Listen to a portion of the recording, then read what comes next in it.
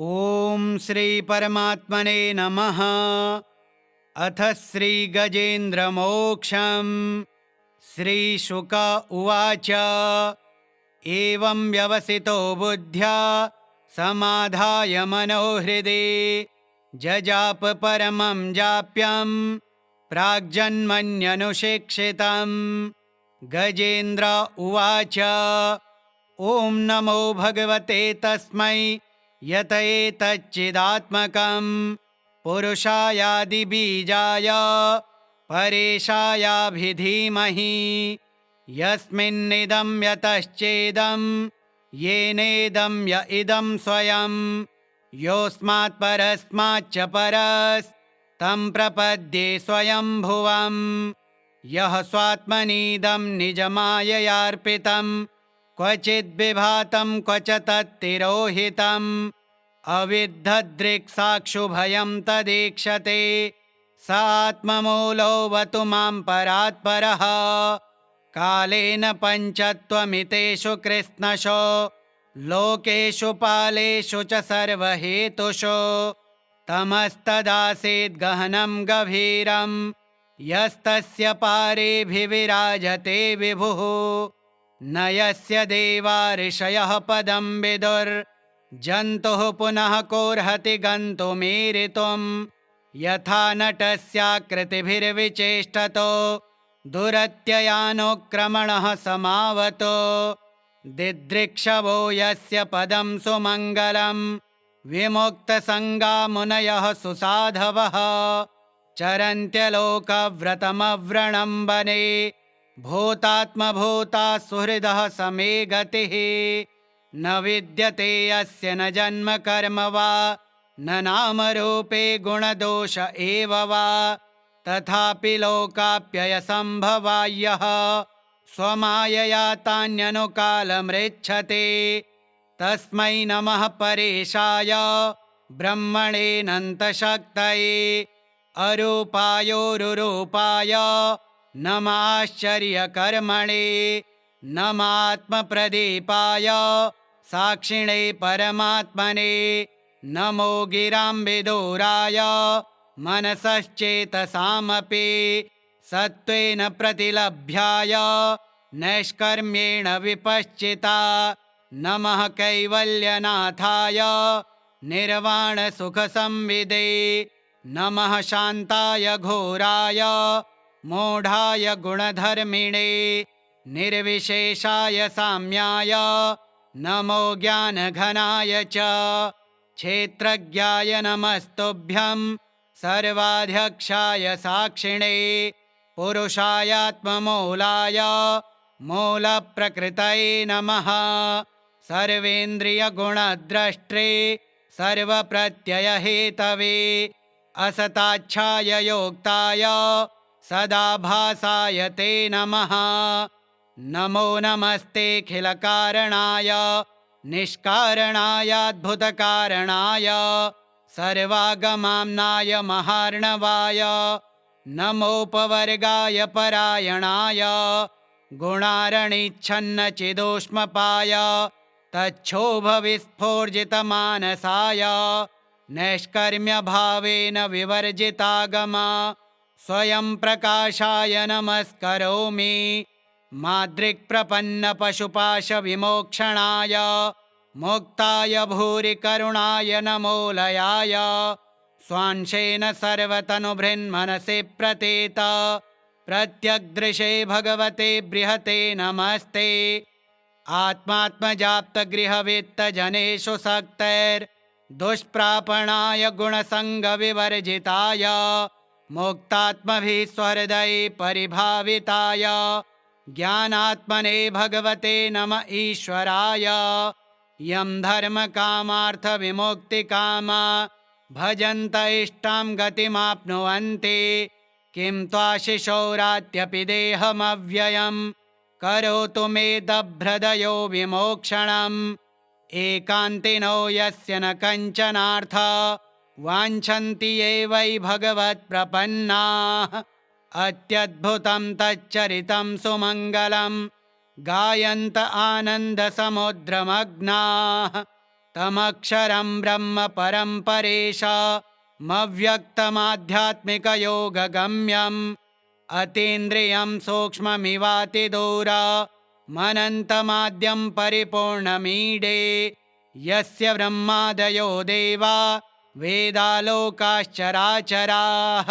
नामरूपविभेदेन फलग्व्याचकलया क्रताः यथार्चिषोऽग्नेः सवितुर्गभस्तयो निर्यान्ति संयान्ति सकृत्स्वरोचिषः तथा यतोऽयं गुणसम्प्रवाहो बुद्धिर्मनः खानि शरीरसर्गाः स वै न देवासुरमर्त्यतिर्यं न स्त्री न षड्ढो न पुमान् न जन्तुः नायं गुणः कर्म न सन्न चासन् निषेधशेषो जयतादशेषः जिजीविषेनाहमिहामुयाके मन्तर्बहिश्चावृतये भयोन्या इच्छामि कालेन न यस्य विप्लवस्तस्यात्मलोकावरणस्य मोक्षम् सोऽहं विश्वसृजं विश्वमविश्वं विश्ववेदसं विश्वात्मानमजं ब्रह्म प्रणतोऽस्मि परं पदम् योगरन्धितकर्माणो हृदि योगविभाविते योगिनो यं प्रपश्यन्ते योगेशं तं नतोऽस्म्यहम् नमो नमस्तुभ्यमसह्यवेग शक्तित्रयायाखिलधिगुणाय प्रपन्नपालाय दुरन्तशक्तये कदिन्द्रियाणामनवाप्यवर्त्मने नायं वेद स्वमात्मानं यच्छक्त्याहन्धियाहतं तं दुरत्ययमाहात्म्यं भगवन्तमितोऽस्म्यहम्। श्रीशुक उवाच एवं गजेन्द्रमुपवर्णितनिर्विशेषं ब्रह्मादयो विविधलिङ्गभिधाभिमानाः नैते यदोपससृपुरनिखिलात्मकत्वात् तत्राखिलामरमयो हरिराविरासेत् तं तद्वदार्थमुपलभ्य जगन्निवासः स्तोत्रं निशम्य दिविजः सहसंस्तुवद्भिः छन्दोमयेन गरुडेन समुह्यमानश्चक्रायुधोऽभ्यगमदाशु यतो गजेन्द्रः सोऽन्तः सरस्युरुबलेन गृहीत आर्तो दृष्ट्वा गरुत्मतिहरिं खौपात्तचक्रम् उच्छिप्य साम्बुजकरं गिरमाह कृच्छ्रान् नारायणाखिलगुरो भगवन्नमस्ते तं वीक्ष्य पीडितमजः सहसावतीर्य सग्राहमाशु सरसः कृपयोज्जहार ग्राहाद्विपाटितमुखादरिणा गजेन्द्रं सम्पश्यतां हरिरमुमुच दुस्त्रियाणां। श्रीशुक उवाच एवं व्यवसितो बुद्ध्या समाधाय मनोहृदि जजाप परमं जाप्यं प्राग्जन्मन्यनुशिक्षितम्। गजेन्द्र उवाच ॐ नमो भगवते तस्मै यत एतच्चिदात्मकं पुरुषायादिबीजाय परेशायाभिधीमहि यस्मिन्निदं यतश्चेदं येनेदं य इदं स्वयं योऽस्मात् परस्माच्च परस्तं प्रपद्ये स्वयंभुवम् यः स्वात्मनीदं निजमाययार्पितं क्वचिद्विभातं क्वच तत्तिरोहितम् अविद्धदृक्साक्षुभयं तदीक्षते स आत्ममूलोऽवतु मां परात्परः कालेन पञ्चत्वमितेषु कृत्स्नशो लोकेषु पालेषु च सर्वहेतुषु तमस्तदासीद् गहनं गभीरं यस्तस्य पारेऽभिविराजते विभुः न यस्य देवा ऋषयः पदं विदुर्जन्तुः पुनः कोऽर्हति गन्तुमीरितुं यथा नटस्याकृतिभिर्विचेष्टतो दुरत्ययानुक्रमणः समावतो दिदृक्षवो यस्य पदं सुमङ्गलं विमुक्तसङ्गा मुनयः सुसाधवः चरन्त्यलोकव्रतमव्रणं वने भूतात्मभूता सुहृदः समे गतिः न विद्यते यस्य न जन्म कर्म वा न नामरूपे गुणदोष एव वा तथापि लोकाप्ययसम्भवायः स्वमायया तान्यनुकालमृच्छते तस्मै नमः परेशाय ब्रह्मणेऽनन्तशक्तये अरूपायोरुरूपाय नमाश्चर्यकर्मणे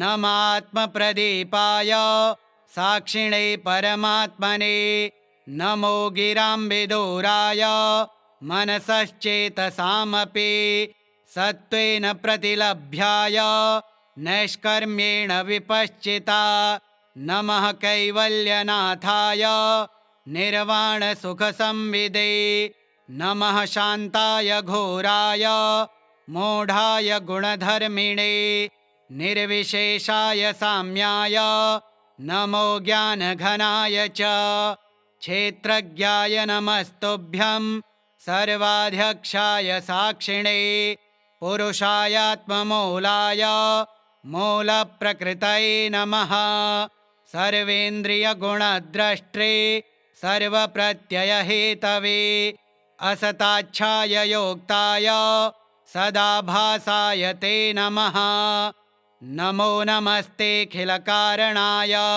निष्कारणायाद्भुतकारणाय सर्वागमाम्नाय महार्णवाय नमोपवर्गाय परायणाय गुणारणिच्छन्नचिदोष्मपाय तच्छोभविस्फोर्जितमानसाय नैष्कर्म्यभावेन विवर्जितागम स्वयं प्रकाशाय नमस्करोमि माद्रिक्प्रपन्नपशुपाशविमोक्षणाय मुक्ताय भूरिकरुणाय नमोलयाय स्वांशेन सर्वतनुभृन्मनसि प्रतीत प्रत्यग्दृशे भगवते बृहते नमस्ते आत्मात्मजाप्तगृहवित्तजनेषु सक्तैर्दुष्प्रापणाय गुणसङ्गविवर्जिताय मुक्तात्मभिः स्वहृदये परिभाविताय ज्ञानात्मने भगवते नम ईश्वराय यं धर्मकामार्थविमुक्तिकामा भजन्त इष्टां गतिमाप्नुवन्ति किं त्वाशिशौरात्यपि देहमव्ययं करोतु मे दभ्रदयो विमोक्षणम् एकान्तिनो यस्य न कञ्चनार्थ वाञ्छन्ति ये वै भगवत्प्रपन्नाः अत्यद्भुतं तच्चरितं सुमङ्गलं गायन्त आनन्दसमुद्रमग्नाः तमक्षरं ब्रह्म परं परेशमव्यक्तमाध्यात्मिकयोगगम्यम् अतीन्द्रियं सूक्ष्ममिवातिदूर मनन्तमाद्यं परिपूर्णमीडे यस्य ब्रह्मादयो देवा वेदालोकाश्चराचराः नामरूपविभेदेन फलग्व्याचकलया कृताः यथार्चिषोऽग्नेः सवितुर्गभस्तयो निर्यान्ति संयान्ति सकृत्स्वरोचिषः तथा यतोऽयं गुणसम्प्रवाहो बुद्धिर्मनः खानि शरीरसर्गाः स वै न देवासुरमर्त्यतिर्यं न स्त्री न षण्ढो न पुमान्न जन्तुः नायं गुणः कर्म न सन्न चासन् निषेधशेषो जयतादशेषः जिजीविषेनाहमिहामुयाके मन्तर्बहिश्चावृतये भयोन्या इच्छामि कालेन न यस्य विप्लवस्तस्यात्मलोकावरणस्य मोक्षम् सोऽहं विश्वसृजं विश्वमविश्वं विश्ववेदसं विश्वात्मानमजं ब्रह्म प्रणतोऽस्मि परं पदं योगरन्धितकर्माणो हृदि योगविभाविते योगिनो यं प्रपश्यन्ते योगेशं तं नतोऽस्म्यहम् नमो नमस्तुभ्यमसह्यवेग शक्तित्रयायाखिलधिगुणाय प्रपन्नपालाय दुरन्तशक्तये कदिन्द्रियाणामनवाप्यवर्त्मने नायं वेद स्वमात्मानं यच्छक्त्याहं धिया हतं तं दुरत्ययमाहात्म्यं भगवन्तमितोऽस्म्यहम्।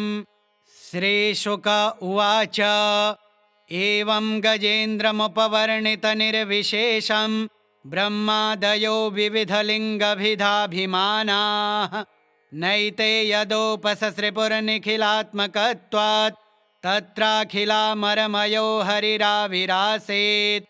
तं तद्वदार्थमुपलभ्य जगन्निवासः स्तोत्रं निशम्य दिविजः सहसंस्तुवद्भिः। छन्दोमयेन गरुडेन समुह्यमानश्चक्रायुधोऽभ्यगमदाशु यतो गजेन्द्रः सोऽन्तः सरस्युरुबलेन गृहीत आर्तो दृष्ट्वा गरुत्मतिहरिं खौपात्तचक्रम् उच्छिप्य साम्बुजकरं गिरमाह कृच्छ्रान् नारायणाखिलगुरो भगवन्नमस्ते।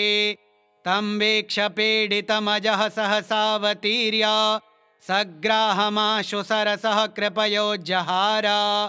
ग्राहाद्विपाटितमुखादरिणा गजेन्द्रं सम्पश्यतां हरिरमोमुच दुस्त्रियाणाम्। श्रीशुक उवाच एवं व्यवसितो बुद्ध्या समाधाय मनोहृदि जजाप परमं जाप्यं प्राग्जन्मन्यनुशिक्षितम्। गजेन्द्र उवाच ॐ नमो भगवते तस्मै यत एतच्चिदात्मकं पुरुषायादिबीजाय परेशायाभिधीमहि यस्मिन्निदं यतश्चेदं येनेदं य इदं स्वयं योऽस्मात् परस्माच्च परस्तं प्रपद्ये स्वयंभुवम्। यः स्वात्मनीदं निजमाययार्पितं क्वचिद्विभातं क्वच तत्तिरोहितम् अविद्धदृक्साक्षुभयं तदीक्षते स आत्ममूलोऽवतु मां परात्परः।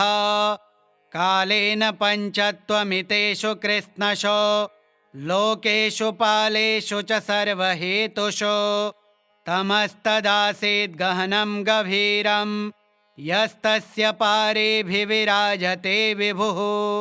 न यस्य देवा ऋषयः पदं विदुर्जन्तुः पुनः कोऽर्हति गन्तुमीरितुम्। यथा नटस्याकृतिभिर्विचेष्टतो दुरत्ययानुक्रमणः समावतो दिदृक्षवो यस्य पदं सुमङ्गलं विमुक्तसङ्गा मुनयः सुसाधवः चरन्त्यलोकव्रतमव्रणं वने भूतात्मभूता सुहृदः समे गतिः। न विद्यते अस्य न जन्म कर्म वा न नामरूपे गुणदोष एव वा तथापि लोकाप्ययसम्भवायः स्वमायया तान्यनुकालमृच्छते।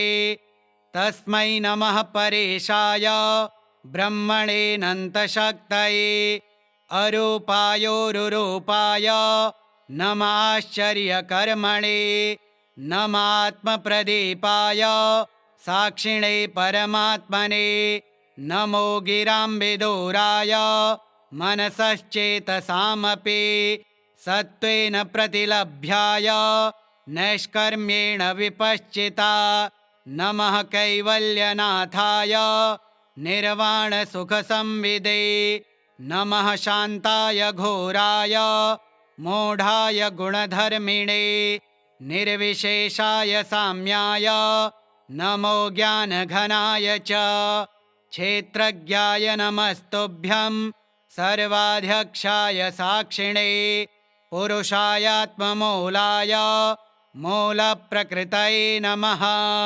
सर्वेन्द्रियगुणद्रष्टे सर्वप्रत्ययहेतवे असताच्छाय योक्ताय सदाभासाय ते नमः नमो नमस्तेऽखिलकारणाय निष्कारणायाद्भुतकारणाय सर्वागमाम्नाय महार्णवाय नमोपवर्गाय परायणाय गुणारणिच्छन्नचिदोष्मपाय तच्छोभविस्फोर्जितमानसाय नैष्कर्म्यभावेन विवर्जितागम स्वयं प्रकाशाय नमस्करोमि माद्रिक्प्रपन्नपशुपाशविमोक्षणाय मुक्ताय भूरि करुणाय नमोलयाय स्वांशेन सर्वतनुभृन्मनसि प्रतीत प्रत्यग्दृशे भगवते बृहते नमस्ते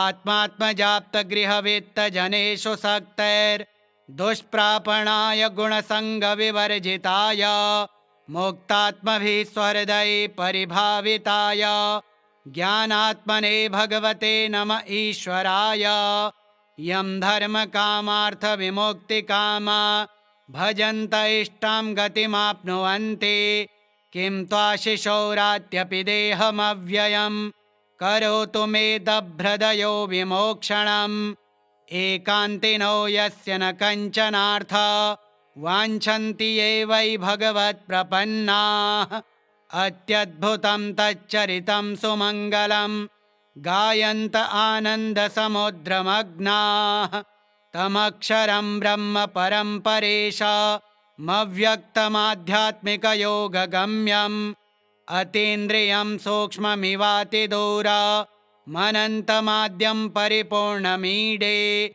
यस्य ब्रह्मादयो देवा वेदालोकाश्चराचराः नामरूपविभेदेन फलव्याचकलया कृताः यथार्चिषोऽग्नेः सवितुर्गभस्तयो निर्यान्ति संयान्ति सकृत्स्वरोचिषः तथा यतोऽयं गुणसम्प्रवाहो बुद्धिर्मनः खानि शरीरसर्गाः स वै न देवासुरमर्त्यतिर्यं न स्त्री न षण्ढो न पुमान् न जन्तुः नायं गुणः कर्म न सन्न चासन् निषेधशेषो जयतादशेषः जिजीविषेनाहमिहामुयाके मन्तर्बहिश्चावृतये भयोन्या इच्छामि कालेन न यस्य विप्लवस्तस्यात्मलोकावरणस्य मोक्षम् सोऽहं विश्वसृजं विश्वमविश्वं विश्ववेदसं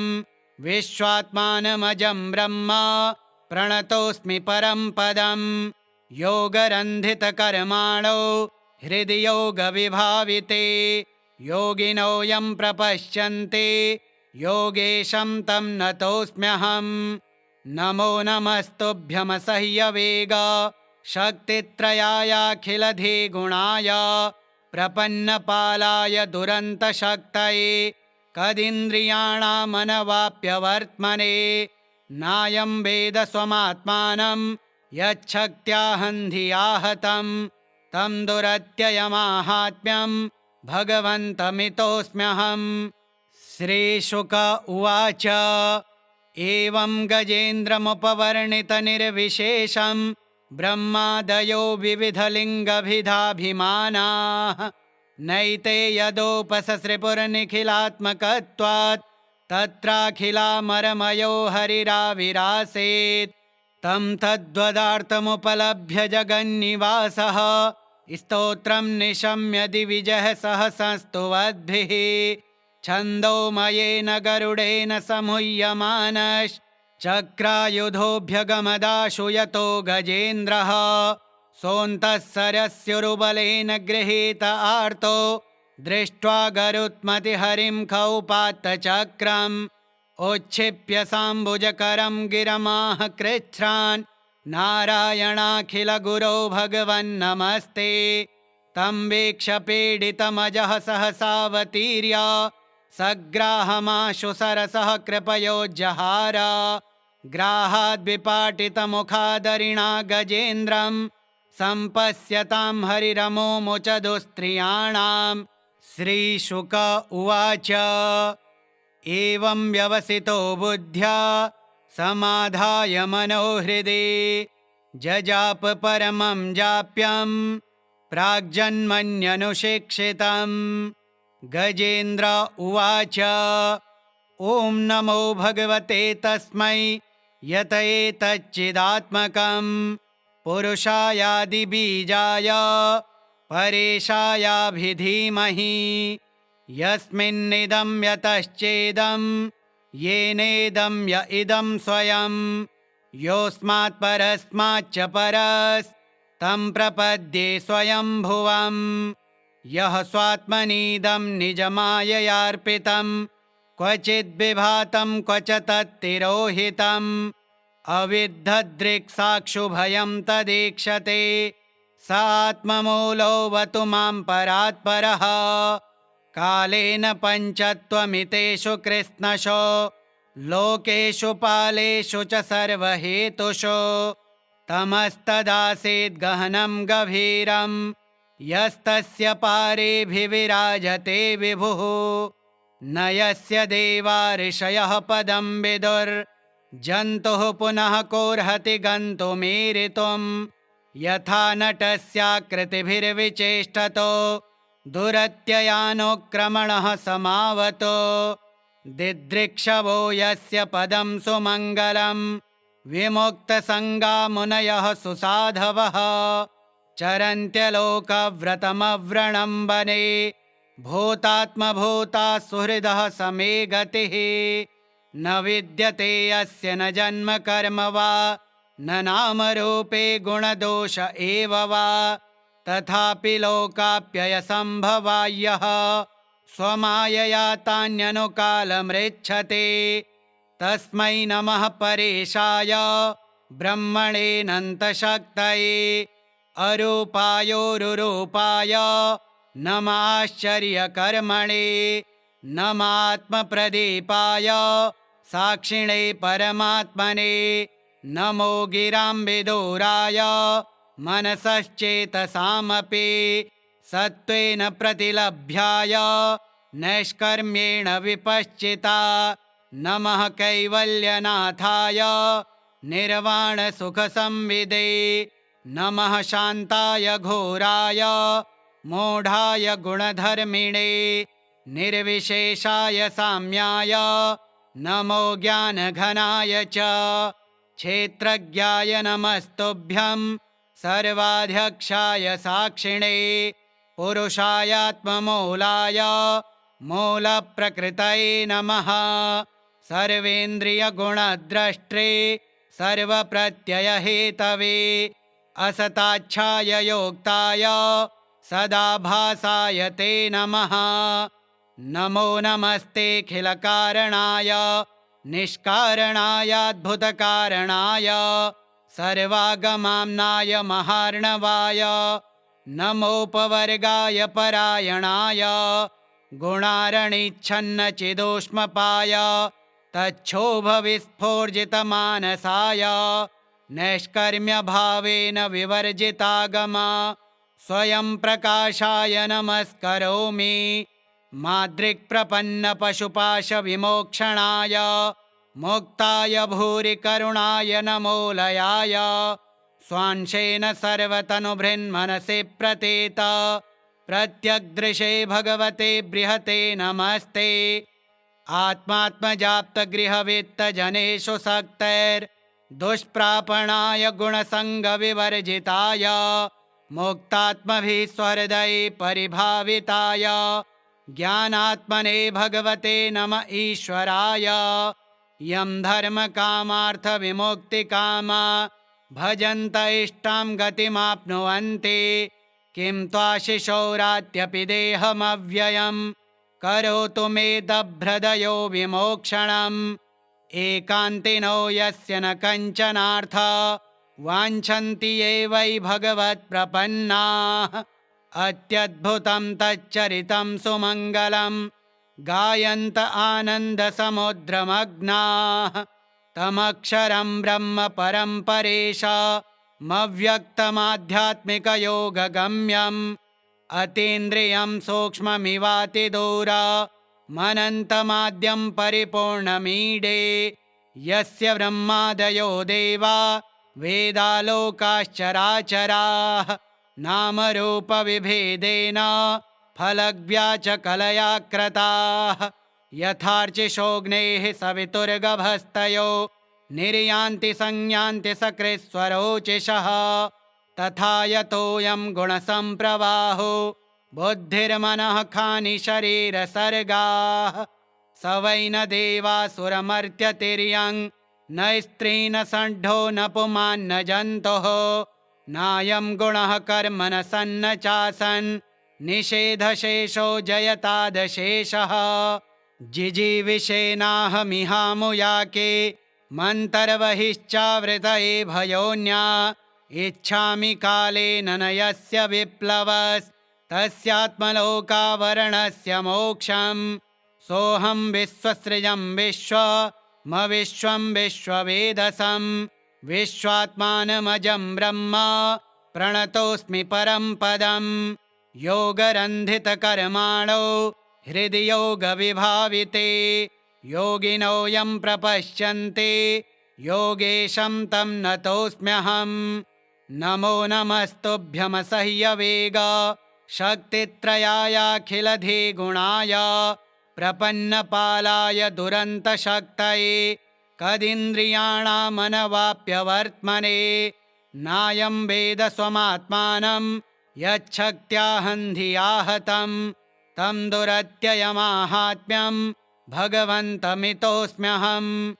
श्रीशुक उवाच एवं गजेन्द्रमुपवर्णितनिर्विशेषं ब्रह्मादयो विविधलिङ्गभिधाभिमानाः नैते यदोपससृपुरनिखिलात्मकत्वात् तत्राखिलामरमयो हरिराविरासेत् तं तद्वदार्थमुपलभ्य जगन्निवासः स्तोत्रं निशम्य दिविजः सहसंस्तुवद्भिः छन्दोमयेन गरुडेन समुह्यमानश्चक्रायुधोऽभ्यगमदाशु यतो गजेन्द्रः सोऽन्तः सरस्युरुबलेन गृहीत आर्तो दृष्ट्वा गरुत्मतिहरिं खौपात्तचक्रम् उच्छिप्य साम्बुजकरं गिरमाह कृच्छ्रान् नारायणाखिलगुरो भगवन्नमस्ते तं वीक्ष्य पीडितमजः सहसावतीर्य सग्राहमाशु सरसः कृपयोज्जहार ग्राहाद्विपाटितमुखादरिणा गजेन्द्रं सम्पश्यतां हरिरमुमुच दुस्त्रियाणाम्। श्रीशुक उवाच एवं व्यवसितो बुद्ध्या समाधाय मनोहृदि जजाप परमं जाप्यं प्राग्जन्मन्यनुशिक्षितम्। गजेन्द्र उवाच ॐ नमो भगवते तस्मै यत एतच्चिदात्मकं पुरुषायादिबीजाय परेशायाभिधीमहि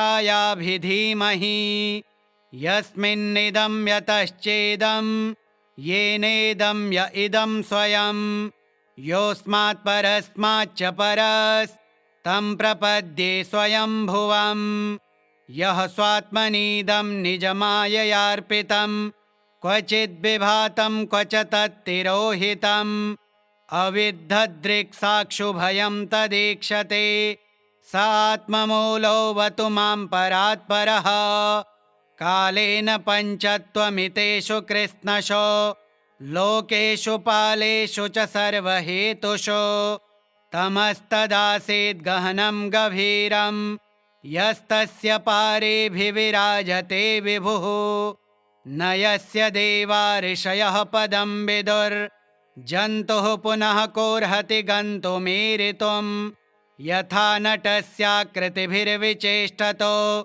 दुरत्ययानुक्रमणः समावतो दिदृक्षवो यस्य पदं सुमङ्गलं विमुक्तसङ्गा मुनयः सुसाधवः चरन्त्यलोकव्रतमव्रणं वने भूतात्मभूता सुहृदः समे गतिः न विद्यते यस्य न जन्म कर्म वा न नामरूपे गुणदोष एव वा तथापि लोकाप्ययसम्भवायः स्वमायया तान्यनुकालमृच्छते तस्मै नमः परेशाय ब्रह्मणेऽनन्तशक्तये अरूपायोरुरूपाय नमाश्चर्यकर्मणे नमात्मप्रदीपाय साक्षिणे परमात्मने नमो गिराम्बिदूराय मनसश्चेतसामपि सत्त्वेन प्रतिलभ्याय नैष्कर्म्येण विपश्चिता। नमः कैवल्यनाथाय निर्वाणसुखसंविदे। नमः शान्ताय घोराय मूढाय गुणधर्मिणे। निर्विशेषाय साम्याय नमो ज्ञानघनाय च। क्षेत्रज्ञाय नमस्तुभ्यं सर्वाध्यक्षाय साक्षिणे। पुरुषायात्ममूलाय मूलप्रकृतये नमः। सर्वेन्द्रियगुणद्रष्टे सर्वप्रत्ययहेतवे। असताच्छाय योक्ताय सदाभासाय ते नमः। नमो नमस्तेऽखिलकारणाय निष्कारणायाद्भुतकारणाय सर्वागमाम्नाय महार्णवाय।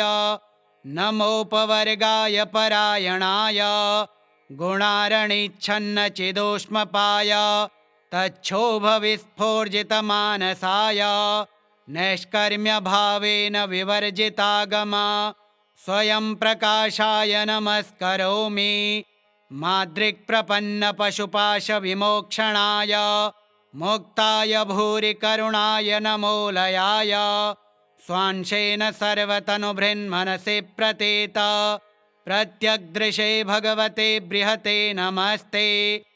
आत्मात्मजाप्तगृहवित्तजनेषु सक्तैर्दुष्प्रापणाय गुणसङ्गविवर्जिताय मुक्तात्मभिः स्वहृदये परिभाविताय ज्ञानात्मने भगवते नम ईश्वराय। यं धर्मकामार्थविमुक्तिकामा भजन्त इष्टां गतिमाप्नुवन्ति। किं त्वाशिशौरात्यपि देहमव्ययम् करोतु मे दभ्रदयो विमोक्षणम्। एकान्तिनो यस्य न कञ्चनार्थ वाञ्छन्ति ये वै भगवत्प्रपन्नाः। अत्यद्भुतं तच्चरितं सुमङ्गलं गायन्त आनन्दसमुद्रमग्नाः। तमक्षरं ब्रह्म परं परेशमव्यक्तमाध्यात्मिकयोगगम्यम्।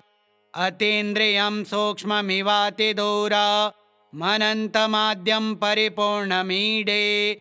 यस्य ब्रह्मादयो देवा वेदालोकाश्चराचराः नामरूपविभेदेन फलव्याचकलया क्रताः। यथार्चिषोऽग्नेः सवितुर्गभस्तयो निर्यान्ति संयान्ति सकृत्स्वरोचिषः। तथा यतोऽयं गुणसम्प्रवाहो बुद्धिर्मनः खानि शरीरसर्गाः। स वै न देवासुरमर्त्यतिर्यं न स्त्री न षण्ढो न पुमान् न जन्तुः।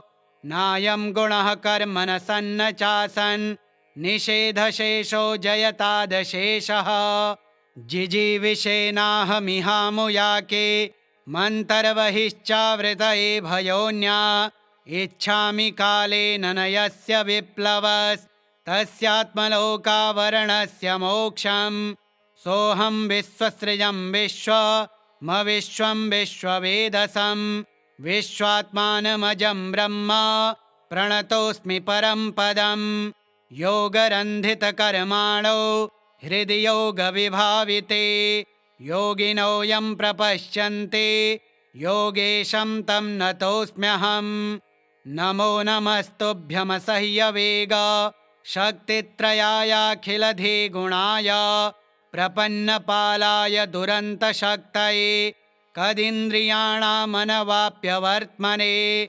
नायं वेद स्वमात्मानं यच्छक्त्याहन्धिया हतं तं दुरत्ययमाहात्म्यं भगवन्तमितोऽस्म्यहम्।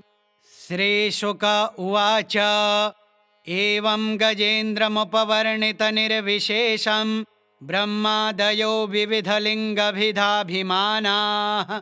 नैते यदोपससृपुर्निखिलात्मकत्वात् तत्राखिलामरमयो हरिराविरासेत्। तं तद्वदार्थमुपलभ्य जगन्निवासः स्तोत्रं निशम्य दिविजः सहसंस्तुवद्भिः। छन्दोमयेन गरुडेन समुह्यमानश्चक्रायुधोऽभ्यगमदाशु यतो गजेन्द्रः। सोऽन्तः सरस्युरुबलेन गृहीत आर्तो दृष्ट्वा गरुत्मतिहरिं खौपात्तचक्रम् उच्छिप्य साम्बुजकरं गिरमाह कृच्छ्रान् नारायणाखिलगुरो भगवन्नमस्ते। तं वीक्ष्य पीडितमजः सहसावतीर्य सग्राहमाशु सरसः कृपयोज्जहार।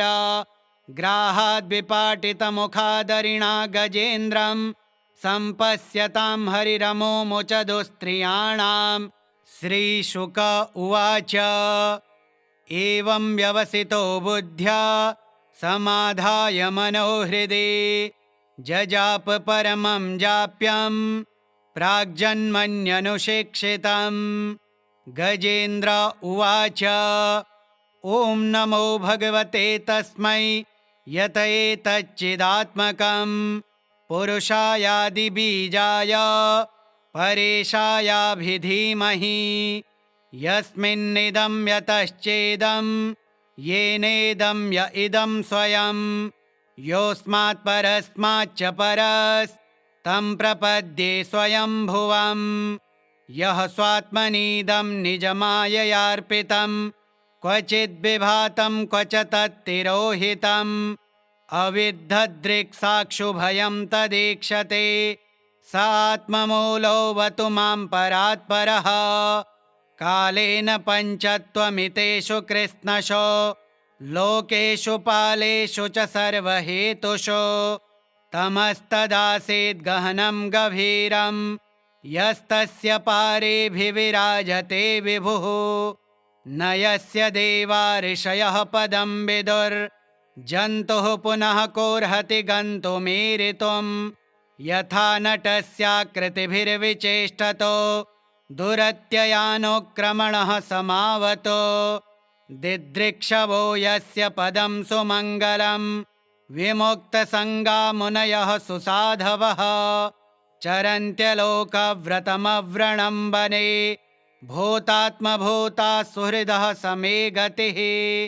न विद्यते यस्य न जन्म कर्म वा न नामरूपे गुणदोष एव वा तथापि लोकाप्ययसम्भवायः स्वमायया तान्यनुकालमृच्छते। तस्मै नमः परेशाय ब्रह्मणेऽनन्तशक्तये अरूपायोरुरूपाय नमाश्चर्यकर्मणे नमात्मप्रदीपाय साक्षिणे परमात्मने नमो गिराम्बिदूराय मनसश्चेतसामपि सत्त्वेन प्रतिलभ्याय नैष्कर्म्येण विपश्चिता नमः कैवल्यनाथाय निर्वाणसुखसंविदे नमः शान्ताय घोराय मूढाय गुणधर्मिणे निर्विशेषाय साम्याय नमो ज्ञानघनाय च क्षेत्रज्ञाय नमस्तुभ्यं सर्वाध्यक्षाय साक्षिणे पुरुषायात्ममूलाय मूलप्रकृतये नमः सर्वेन्द्रियगुणद्रष्ट्रे सर्वप्रत्ययहेतवे असताच्छाय योक्ताय सदाभासाय ते नमः। नमो नमस्तेऽखिलकारणाय निष्कारणायाद्भुतकारणाय सर्वागमाम्नाय महार्णवाय नमोपवर्गाय परायणाय गुणारणिच्छन्नचिदोष्मपाय तच्छोभविस्फोर्जितमानसाय नैष्कर्म्यभावेन विवर्जितागमा स्वयं प्रकाशाय नमस्करोमि। मादृक्प्रपन्नपशुपाशविमोक्षणाय मुक्ताय भूरिकरुणाय नमोलयाय स्वांशेन सर्वतनुभृन्मनसि प्रतीत प्रत्यग्दृशे भगवते बृहते नमस्ते। आत्मात्मजाप्तगृहवित्तजनेषु सक्तैर्दुष्प्रापणाय गुणसङ्गविवर्जिताय मुक्तात्मभिः स्वहृदये परिभाविताय ज्ञानात्मने भगवते नम ईश्वराय।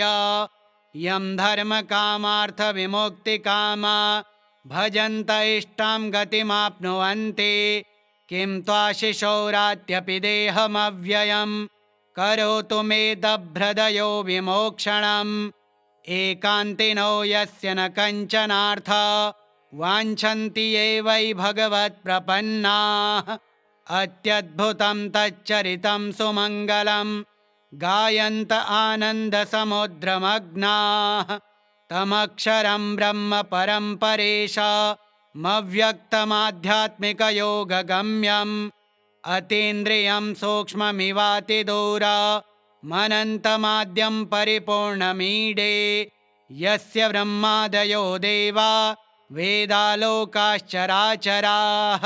नामरूपविभेदेन फलग्व्याचकलया कृताः यथार्चिषोऽग्नेः सवितुर्गभस्तयो निर्यान्ति संयान्ति सकृत्स्वरोचिषः तथा यतोऽयं गुणसम्प्रवाहो बुद्धिर्मनः खानि शरीरसर्गाः स वै न देवासुरमर्त्यतिर्यं न स्त्री न षड्ढो न पुमान्न जन्तुः नायं गुणः कर्म न सन्न चासन् निषेधशेषो जयतादशेषः जिजीविषेनाहमिहामुयाके मन्तर्बहिश्चावृतये भयोन्या इच्छामि कालेन न यस्य विप्लवस्तस्यात्मलोकावरणस्य मोक्षम् सोऽहं विश्वसृजं विश्वमविश्वं विश्ववेदसं विश्वात्मानमजं ब्रह्म प्रणतोऽस्मि परं पदं योगरन्धितकर्माणो हृदि योगविभाविते योगिनो यं प्रपश्यन्ते योगेशं तं नतोऽस्म्यहम् नमो नमस्तुभ्यमसह्यवेग शक्तित्रयायाखिलधिगुणाय प्रपन्नपालाय दुरन्तशक्तये कदिन्द्रियाणामनवाप्यवर्त्मने नायं वेद स्वमात्मानं यच्छक्त्याहन्धियाहतं तं दुरत्ययमाहात्म्यं भगवन्तमितोऽस्म्यहम् श्रीशुक उवाच एवं गजेन्द्रमुपवर्णितनिर्विशेषं ब्रह्मादयो विविधलिङ्गभिधाभिमानाः नैते यदोपससृपुरनिखिलात्मकत्वात् तत्राखिलामरमयो हरिराविरासेत् तं तद्वदार्थमुपलभ्य जगन्निवासः स्तोत्रं निशम्य दिविजः सहसंस्तुवद्भिः छन्दोमयेन गरुडेन समुह्यमानश्चक्रायुधोऽभ्यगमदाशु यतो गजेन्द्रः सोऽन्तः सरस्युरुबलेन गृहीत आर्तो दृष्ट्वा गरुत्मतिहरिं खौपात्तचक्रम् उच्छिप्य साम्बुजकरं गिरमाह कृच्छ्रान् नारायणाखिलगुरो भगवन्नमस्ते तं वीक्ष्य पीडितमजः सहसावतीर्य सग्राहमाशु सरसः कृपयोज्जहार ग्राहाद्विपाटितमुखादरिणा गजेन्द्रं सम्पश्यतां हरिरमोमुच दुस्त्रियाणाम् श्रीशुक उवाच एवं व्यवसितो बुद्ध्या समाधाय मनोहृदि जजाप परमं जाप्यं प्राग्जन्मन्यनुशिक्षितम् गजेन्द्र उवाच ॐ नमो भगवते तस्मै यत एतच्चिदात्मकं पुरुषायादिबीजाय परेशायाभिधीमहि यस्मिन्निदं यतश्चेदं येनेदं य इदं स्वयं योऽस्मात् परस्माच्च परस्तं प्रपद्ये स्वयंभुवम् यः स्वात्मनीदं निजमाययार्पितं क्वचिद्विभातं क्वच तत्तिरोहितम् अविद्धदृक्साक्षुभयं तदीक्षते स आत्ममूलोऽवतु मां परात्परः कालेन पञ्चत्वमितेषु कृत्स्नशो लोकेषु पालेषु च सर्वहेतुषु तमस्तदासीद्गहनं गभीरं यस्तस्य पारेभिविराजते विभुः न यस्य देवा ऋषयः पदं विदुर् जन्तुः पुनः कोऽर्हति गन्तुमीरितुं यथा नटस्याकृतिभिर्विचेष्टतो दुरत्ययानुक्रमणः समावतो दिदृक्षवो यस्य पदं सुमङ्गलं विमुक्तसङ्गा मुनयः सुसाधवः चरन्त्यलोकव्रतमव्रणं वने भूतात्मभूता सुहृदः समे गतिः न विद्यते यस्य न जन्म कर्म वा न नामरूपे गुणदोष एव वा तथापि लोकाप्ययसम्भवायः स्वमायया तान्यनुकालमृच्छते तस्मै नमः परेशाय ब्रह्मणेऽनन्तशक्तये अरूपायोरुरूपाय नमाश्चर्यकर्मणे नमात्मप्रदीपाय साक्षिणे परमात्मने नमो गिराम्बिदूराय मनसश्चेतसामपि सत्त्वेन प्रतिलभ्याय नैष्कर्म्येण विपश्चिता नमः कैवल्यनाथाय निर्वाणसुखसंविदे नमः शान्ताय घोराय मूढाय गुणधर्मिणे निर्विशेषाय साम्याय नमो ज्ञानघनाय च क्षेत्रज्ञाय नमस्तुभ्यं सर्वाध्यक्षाय साक्षिणे पुरुषायात्ममूलाय मूलप्रकृतये नमः सर्वेन्द्रियगुणद्रष्टे सर्वप्रत्ययहेतवे असताच्छाय योक्ताय सदाभासाय ते नमः नमो नमस्तेऽखिलकारणाय निष्कारणायाद्भुतकारणाय सर्वागमाम्नाय महार्णवाय नमोपवर्गाय परायणाय गुणारणिच्छन्नचिदोष्मपाय तच्छोभविस्फोर्जितमानसाय नैष्कर्म्यभावेन विवर्जितागमा स्वयं प्रकाशाय नमस्करोमि मादृक्प्रपन्नपशुपाशविमोक्षणाय मुक्ताय भूरिकरुणाय नमोलयाय स्वांशेन सर्वतनुभृन्मनसि प्रतीत प्रत्यग्दृशे भगवते बृहते नमस्ते आत्मात्मजाप्तगृहवित्तजनेषु सक्तैर्दुष्प्रापणाय गुणसङ्गविवर्जिताय मुक्तात्मभिः स्वहृदये परिभाविताय ज्ञानात्मने भगवते नम ईश्वराय यं धर्मकामार्थविमुक्तिकामा भजन्त इष्टां गतिमाप्नुवन्ति किं त्वाशिशौरात्यपि देहमव्ययं करोतु मे दभ्रदयो विमोक्षणम् एकान्तिनो यस्य न कञ्चनार्थ वाञ्छन्ति ये वै भगवत्प्रपन्नाः अत्यद्भुतं तच्चरितं सुमङ्गलं गायन्त आनन्दसमुद्रमग्नाः तमक्षरं ब्रह्म परं परेशमव्यक्तमाध्यात्मिकयोगगम्यम् अतीन्द्रियं सूक्ष्ममिवातिदूर मनन्तमाद्यं परिपूर्णमीडे यस्य ब्रह्मादयो देवा वेदालोकाश्चराचराः नामरूपविभेदेन फलग्व्याचकलया क्रताः यथार्चिषोऽग्नेः सवितुर्गभस्तयो निर्यान्ति संयान्ति सकृत्स्वरोचिषः तथा यतोऽयं गुणसम्प्रवाहो बुद्धिर्मनः खानि शरीरसर्गाः स वै न देवासुरमर्त्यतिर्यं न स्त्री न षण्ढो न पुमान्न जन्तुः नायं गुणः कर्म न सन्न चासन् निषेधशेषो जयतादशेषः जिजीविषेनाहमिहामुयाके मन्तर्बहिश्चावृतये भयोन्या इच्छामि कालेन न यस्य विप्लवस्तस्यात्मलोकावरणस्य मोक्षम् सोऽहं विश्वसृजं विश्वमविश्वं विश्ववेदसं विश्वात्मानमजं ब्रह्म प्रणतोऽस्मि परं पदम् योगरन्धितकर्माणो हृदि योगविभाविते योगिनो यं प्रपश्यन्ते योगेशं तं नतोऽस्म्यहं।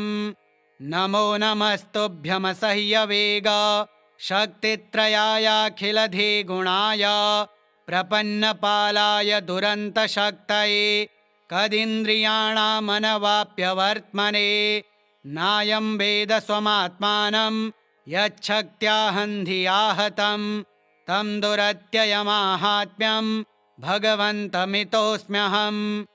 श्रीशुक उवाच एवं गजेन्द्रमुपवर्णितनिर्विशेषं ब्रह्मादयो विविधलिङ्गभिधाभिमानाः नैते यदोपससृपुर्निखिलात्मकत्वात् तत्राखिलामरमयो हरिराविरासेत् तं तद्वदार्थमुपलभ्य जगन्निवासः स्तोत्रं निशम्य दिविजः सहसंस्तुवद्भिः छन्दोमयेन गरुडेन समुह्यमानश्चक्रायुधोऽभ्यगमदाशु यतो गजेन्द्रः सोऽन्तः सरस्युरुबलेन गृहीत आर्तो दृष्ट्वा गरुत्मतिहरिं खौपात्तचक्रम् उच्छिप्य साम्बुजकरं गिरमाह कृच्छ्रान् नारायणाखिलगुरो भगवन्नमस्ते तं वीक्ष्य पीडितमजः सहसावतीर्य